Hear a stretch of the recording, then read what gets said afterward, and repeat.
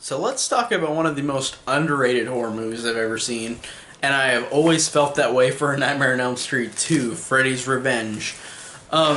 This gets shit on way too much. Seriously, like I don't see why this gets so much hate. I don't think it's because of the gay undertones. I really don't think it's because of that. I think it's because this movie I don't know, maybe it's because Freddy comes out into the real world, maybe. I'm really trying hard to think about like what made this so hated. Like there's seriously no reason for this to be for me personally to be like a really hated horror movie like or a sequel. Like I don't get why people think that. Honestly, after the third one, it's like Freddy gets more humorous, and in this one, like the first one, he stays very, very creepy and very like in the shadows the whole time, except for the pool scene, which is great, but it does build up to that. So I don't understand the hate for this. If like put down in the comments if you hate it, but I don't get it. I don't understand why this is so hated because there's so many things I love about this movie. Honestly, there's a lot of things I prefer to the first one in a lot of ways. This was just a really cool and interesting movie, and it's really odd. It's a very odd movie. Maybe that's why. I don't know.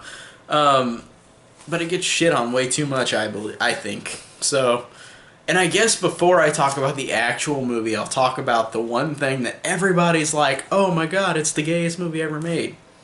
So what? And it's not super gay anyways. It's like this character, I guess Mark Patton in real life is gay, so like whoever the writer or direct is it the writer or the director? One of them, I think he said that like they abused that and like made it more quote unquote gay because like the guy was, which doesn't make any sense from a writing standpoint because he likes Lisa. So I don't get what the point of that is. So there's a lot of random. I think this is why people don't like it. Not because it's gay, but because it's got a lot of random weird stuff in it. But I don't care. Like the scene like with the gym teacher getting his ass like hit with a towel and then he gets slashed by Freddy. Maybe like stuff like that, I guess. Maybe people are uncomfortable with gay stuff. I don't know, but I'm just like, it doesn't bother me. Who cares? It seriously does not even matter. But stuff like that, I guess people are like, oh, it's just bad because of that, probably. Which I don't. Again, I don't get because this has so many, in my opinion, greater things than the first one. Even though the first one is fantastic, this one is too. But I gotta say, for replacement actors in this movie, because Heather Langenkamp isn't in this one, Mark Patton and Kim Myers are awesome. These are some of my favorite like main characters in the whole franchise. I really like these characters. I like the fact that this Jesse character is struggling with Freddy because Freddy in this movie is literally possessing Jesse to come out into the real world, which again I guess is the reason why people don't like it. But I don't care. That's a cool, unique way to up the ante and make not the first film again the exact same like the first one. So people just don't like uniqueness in movies. It's like with any fucking movie, like Star Wars: The Last Jedi. Like I love that movie, and people are like, "Oh, it's got so many things that are different about it. They use the Force different." Whatever, just shut up. People are so stupid. But yeah, Jesse is getting possessed by Freddy. So I think that's a really cool and unique idea that ups the ante from the first one because this character is moves into the house that Nancy was in. It's 5 years later, and he and his family move in, and like he starts to have these weird things happen at home. Like it gets really hot. There's some weird coincidences at home that affect the family, and he and Lisa form like a relationship, and they go and try to figure out what's going on with Freddy Krueger because they find Nancy's diary in his room, which is the room that Nancy was in, that Jesse is in now. Which they never described a diary in the last movie, so that's a little thing where I'm like, oh, you never saw that in the last movie. But it's a point to make the plot go along. Like, it's like, oh, she had a diary to tell about Freddy, so then they know, the new characters in this movie know that Freddy was, like, what he is and what he's done. So it's a tiny little nitpick, but I'm like, okay, she had a diary, but we never saw it in the last one. So I want to talk about the opening real quick, which is the really, really cool. That is an awesome opening. We get the opening where these kids are on a bus, and Jesse's just there in the background and looks so different than the rest of the movie. He's got this greased up hair and he's got eyeliner on. I don't get it. but again, it's got such a charm to it that I enjoy. It's just so weird. But Jesse's just in the back of the bus, and these two kids are like, two girls are closer to the front. And then the bus driver, who's Robert Englund, that's awesome. That's cool that he's Freddy without makeup in that one scene.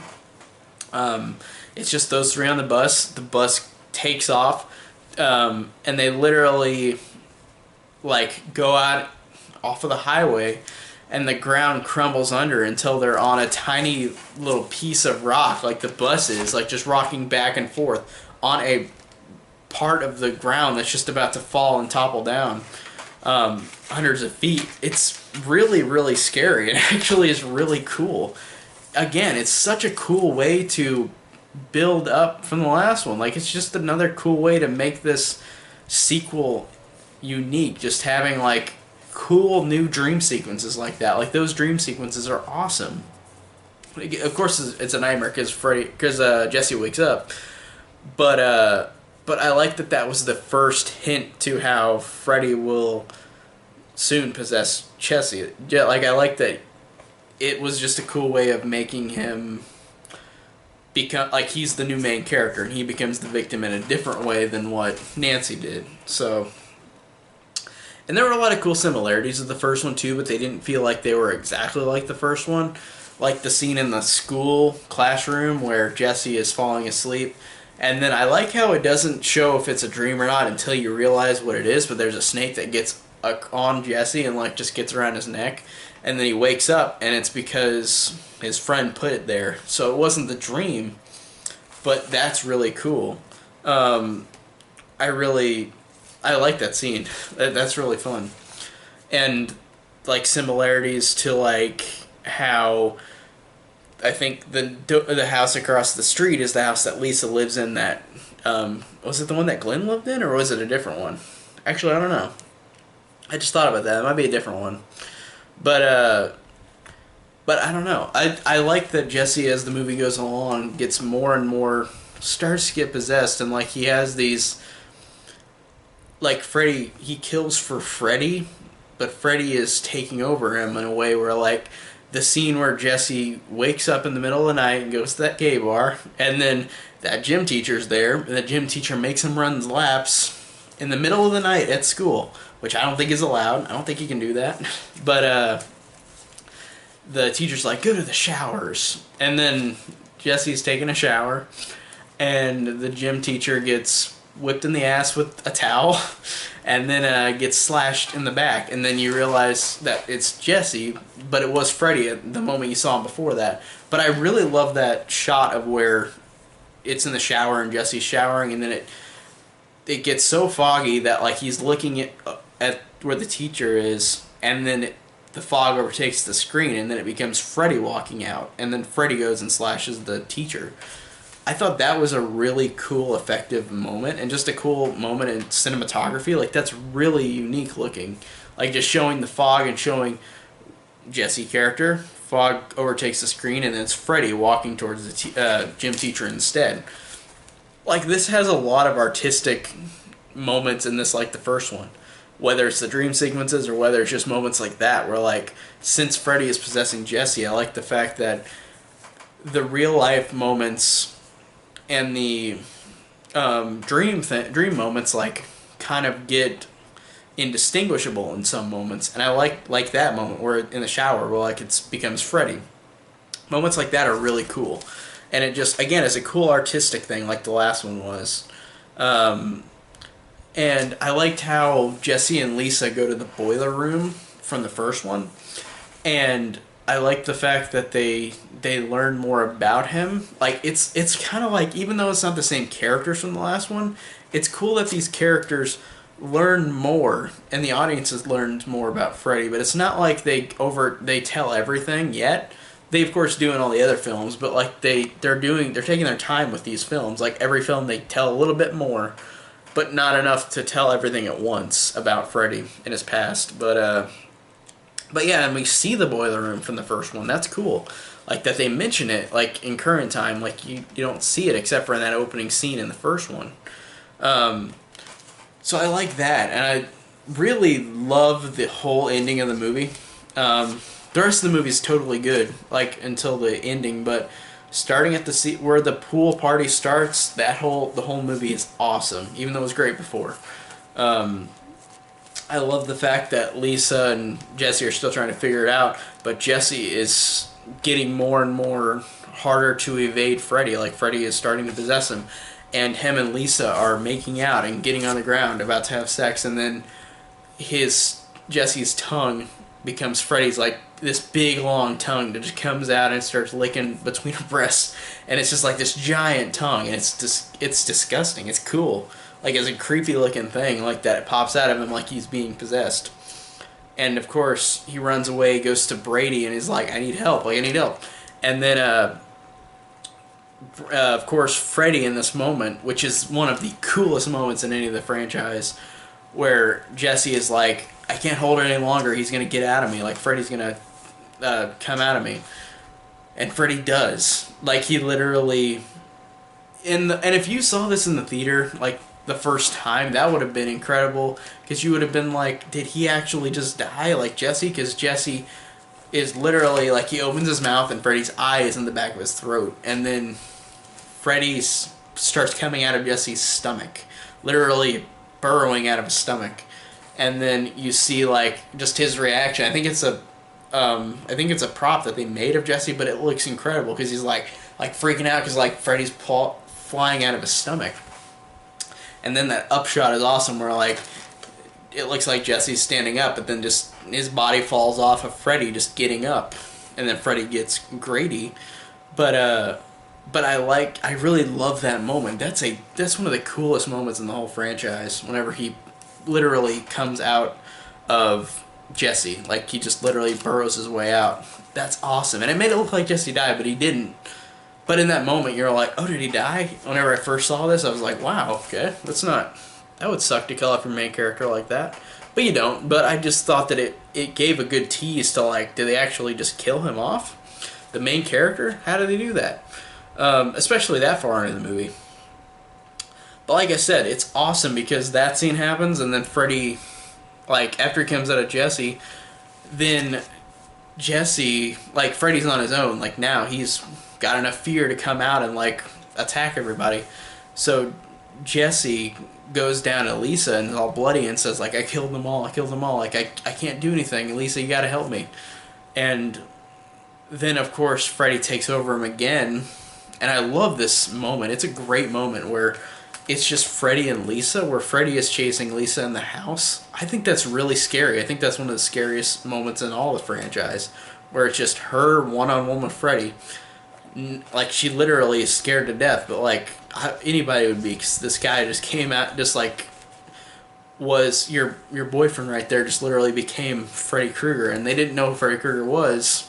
I mean, they knew who he was, they didn't know what he could do, and like he actually like is there in the flesh with these razor claws. Of course she's gonna freak out and be scared. But I thought that was truly really scary, with him one-on-one with her, chasing her around the house, knocking her down, like biting her, like she kicks him, she runs away, she gets a knife, she stabs him, nothing happens. Like Freddy just laughs at her, and she's just like, Jesse, help! And like she's literally in hysterics, of course. And I love the fact that then Freddy just goes out, he's in the real world now, and again, that's something that people I think don't like, but I thought that was awesome, because he gets in the real world, like I said, whenever he attacks Lisa, but then he goes out into the pool in the backyard where the party is and just starts slashing all these kids. Like, he makes it to where he has the pool boiling hot to where people die if they're in the pool, and like he like electrocutes the gates, so like can't even get out of the gates. Like, they're literally trapped in this room, in this area, and it's scary. It's really effective, and I think that just, again, it's in the real world. Like, it's not in a dream, but I think that's really awesome. Again, it's a cool way of making this a different movie than the first one. And like I said, people always complain about something that's not just like the first one. Star Wars, like I said, is a great example of that. Every movie after the original trilogy is garbage for a lot of people, which none of them are garbage. Shut up. So, Star Wars, I know, Star Wars rants, but the pool scene, of course, is fantastic. And I really like the ending, because I really, like I said, I really thought that Lisa and Jesse are really good together, and their acting is really good. So whenever they go back to the boiler room, like Freddy is taking over Jesse, but Jesse still has he still has a little bit of consciousness to where he could try to get out of Freddy. But I love the fact that they both run away from the pool. So Lisa goes to the boiler room, the only place she knows Freddy would be at. She goes there and then sees a lot of creepy things, like those dogs, like these creepy looking dogs with the baby faces. And she goes in and she actually frees Jesse. Like, their bond is strong enough to where she actually frees him from Freddy. I love the fact that Freddy, like the first one, it's like Freddy dies in the first one by Nancy not believing in him anymore. And in this one, Freddy dies, and I'm going to keep doing air quotes because he never dies, but he dies in this one, and how Jesse takes full consciousness of his body, and Freddy can't be in the real world, so he just dissipates. He's gone. And I love how Freddy just melts, and then you see this charred body on the ground, and Lisa's crying, and then body starts to move, takes off the charred Freddy mask, and it's just Jesse underneath, and they both get together and reconcile. And I thought that was great. Like, that was a cool, great ending for the movie. I really loved this movie for all these. For the last act, I think is fantastic. The rest of the movie is good. It is really good, but I love the last act. Like, I think it's just so incredibly fun, so intense, so thrilling. The acting is really great in it. I really love these two. And the ending has that ending where, like the first one, it's like you can't leave it on a happy note. Which this one just seems like it does a very abrupt thing like the last one, where it's like, oh, they survive, but then, no, they're on the bus again. All of them this time. And their friend is sitting next to Jesse and her, and they're like, and she's like, "It's okay, it's all over." And then Freddy's claw just goes through the girl, and they scream, and then the bus goes off the road again. And that's all you hear from these characters ever again in this franchise. Like, after this, the third one came out, which has Heather Langenkamp in it again, so it's not considered not in canon anymore. Like, it exists because in Freddy vs. Jason they use clips from this, so this movie still exists in the universe. It's like, but they never ever mention it or refer to this ever again. This movie is literally a one-off, and nobody ever talks about it or mention it. Freddy has never mentioned this character again, but he usually doesn't mention other characters really. But I just thought that this is a great movie that's underrated. It sucks that it's a one-off, because I really did love these characters, and it has a lot of odd things about it, but I think that adds to the charm to it. Like, it really is a fun, odd movie.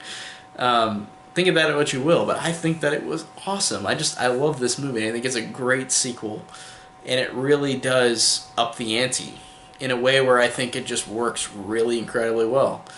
So this one I was so glad to rewatch. I can't wait to watch Part 3. Part 3 I think is awesome as well. So thanks for watching. Stay tuned for Part 3.